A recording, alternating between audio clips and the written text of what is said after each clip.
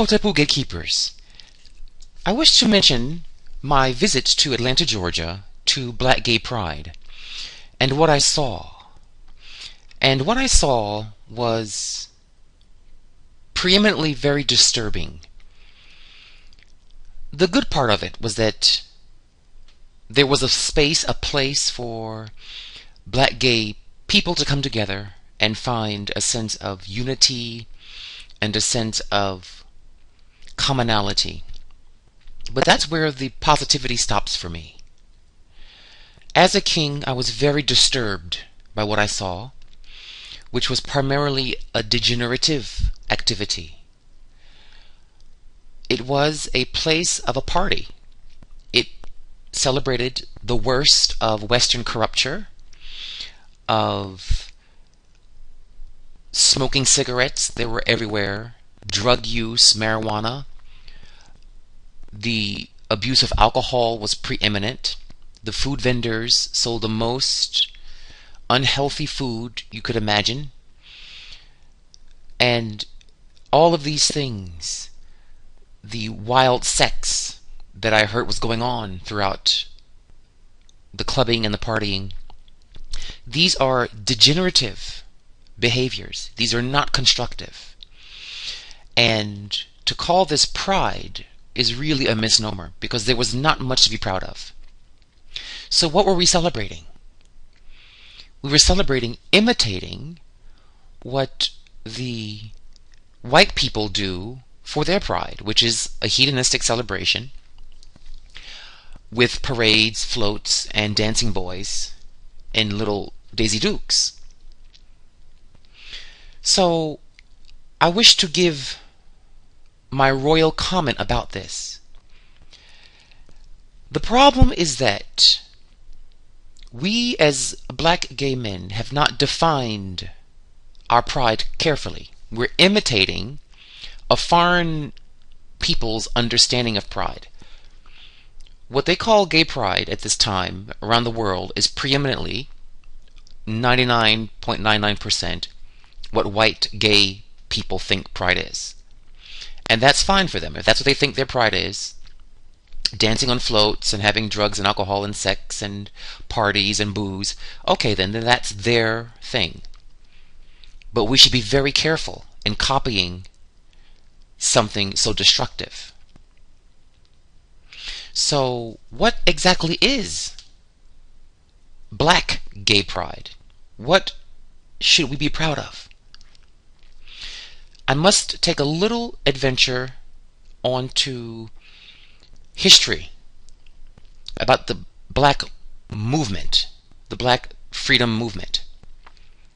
Since the terrorism times of slavery, we've had these revolutions throughout history in the black culture, from slavery, and in the 1920s with the black gay movement began to get power in the 1920s with a magazine called The Fire. And then in the 1960s we had a resurgence of black liberation movement with the movement of Marcus Garvey. Well, earlier in the century, Marcus Garvey. Then in the 60s we had Malcolm X and Martin Luther King and the such. Those movements are important to discuss about gay pride, black gay pride, in that the problem with, for example, the Martin Luther King movement, which was the assimilationist movement. He was an assimilationist. He felt we should assimilate into white culture. My argument is why? Why should we assimilate into white culture? And what are we exactly assimilating into? The white culture celebrates all kinds of things that are very destructive. Alcohol, drugs, emotionalism, separation of divinity from politics and state. All kinds of social ills. And those things don't suit our ancestral nature. And most of the assimilationists are Christians, which is a religion foreign, as it's expressed, foreign to Africans, and was used to enslave your great-great-great-grandmother and to castrate your great-great-great-grandfather. It was in the name of Christianity that we were terrorized. That was the ideological wrapping of our terrorism.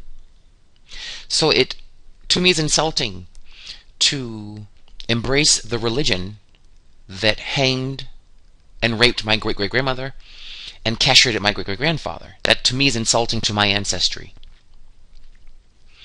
And many blacks became Christian out of terror, out of sheer bullying. It was not a free will, you choose it kind of thing. It was complete terror. And now we have Stockholm Syndrome, where we begin to idolize that which terrorized us. Okay, so that is a key component to understanding the assimilationist movement. What it has not done is succeeded at creating a group success for black people.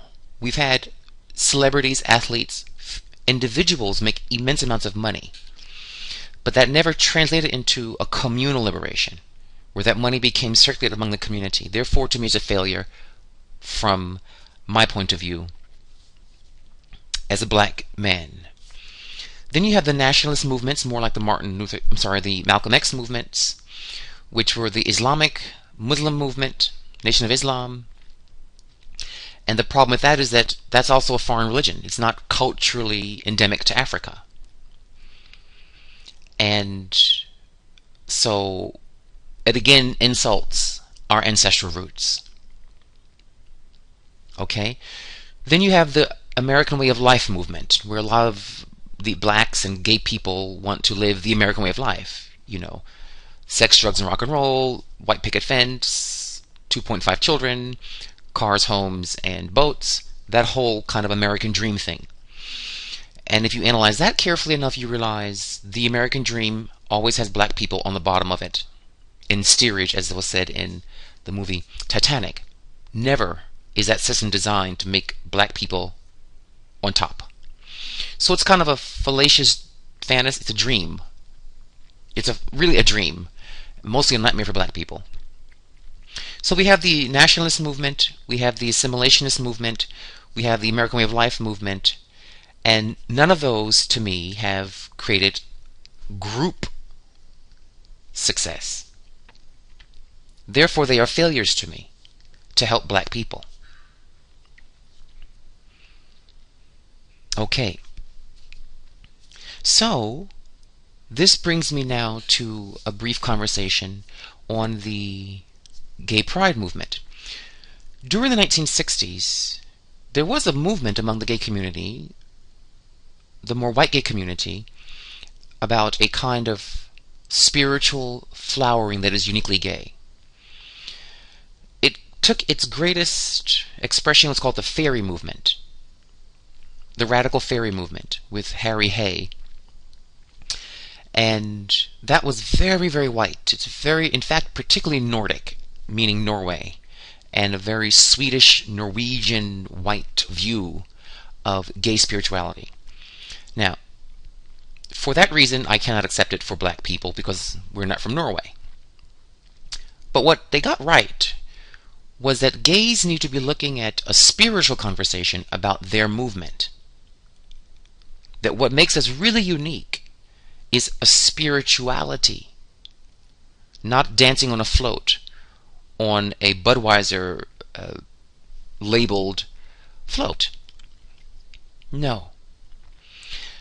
So they got that part right, but the way they expressed it with all the drugs were involved in the Harry Hay movement and the radical fairies, a lot of marijuana and drugs, it's a really sloppy thing to me that still indulges the worst in the human consciousness. If you embrace drugs and alcohol, you're not embracing the best of humanity there. Okay, so the black gay movement needs to have a clearer sense of its culture. We are gatekeepers. We are the bringers of the gates, which are the spiritual forces of the universe to the earth plane. That's our speciality. That's our uniqueness. That's our gift to humanity and to each other. So in order for us to have true black gay pride, We have to turn back to Africa and say, how did the Africans see the beauty and pride of their gay citizens? They were called the gatekeepers. And to put that in common parlance, they were the mystics, the great astrologers in particular, the mystic voodoo astrologers of the land. Because astrology is the super science, it's the mother science. It's the unified field theory. It unites all other things. It's a potent weapon, and it's a great power and force to those who know how to wield its energies.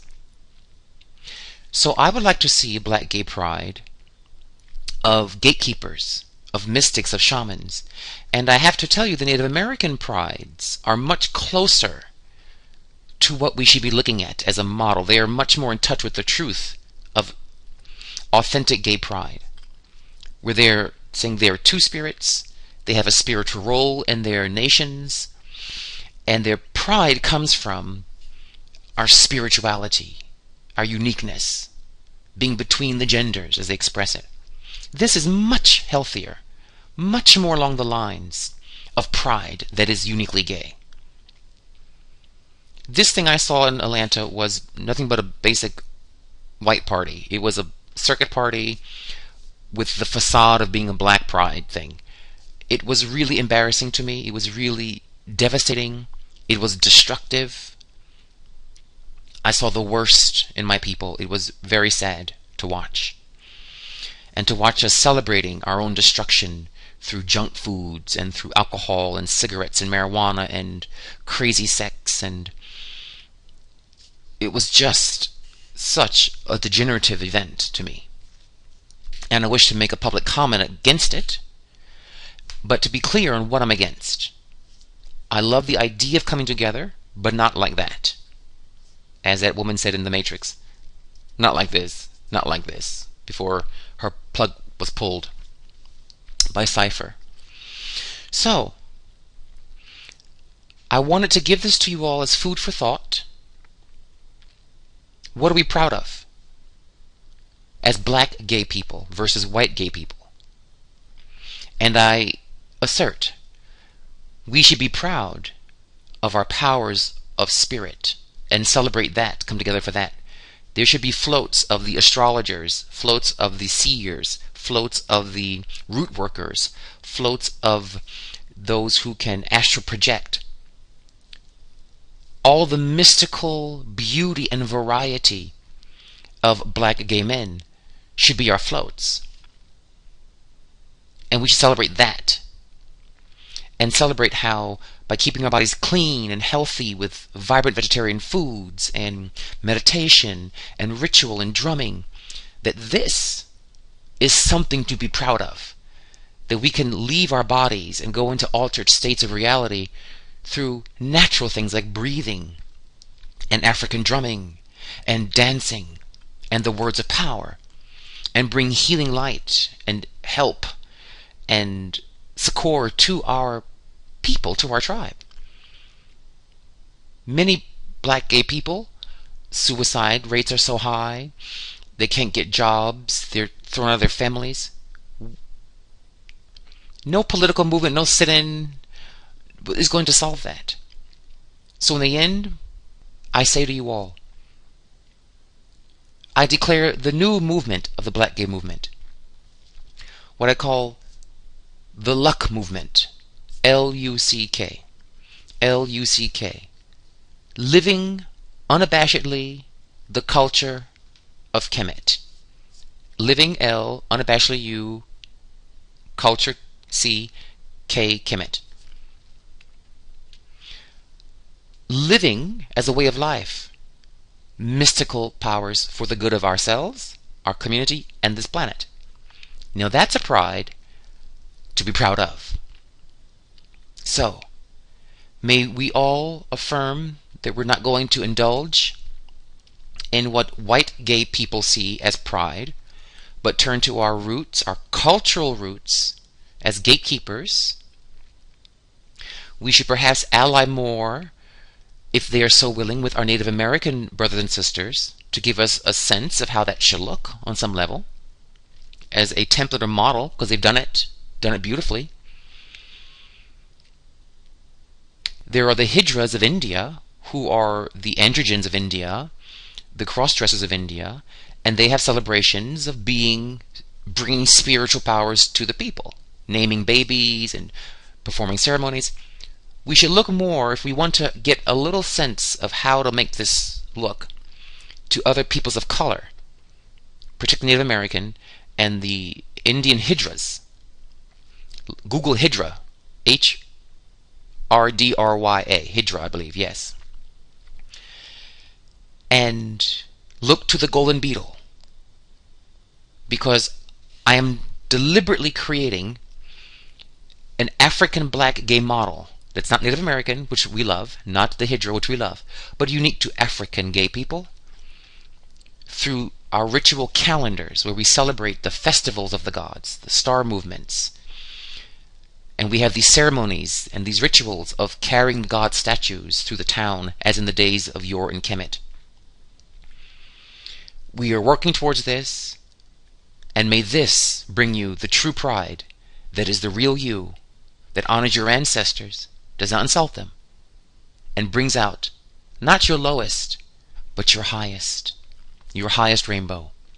Dwawend Hotepu.